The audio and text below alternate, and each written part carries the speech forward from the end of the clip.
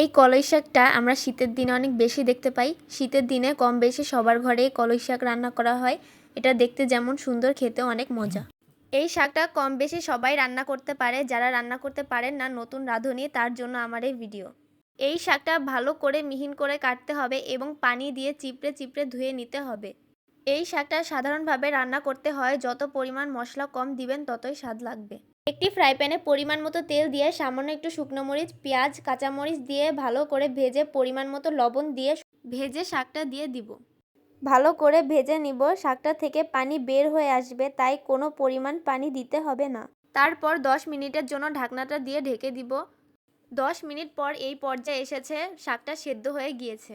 এখন শাকটা রান্না করা শেষ। গরম ভাতের সাথে শাকটা খেতে কিন্তু অসম্ভব ভালো লাগে। এবার আমি পরিবেশন করব। এখানে 3টা শুকনা মরিচ দিয়ে পরিবেশন করেছি। এই শাকটা শুকনা মরিচ দিয়ে রান্না করে খেলে অনেকটা সুস্বাদু হয়।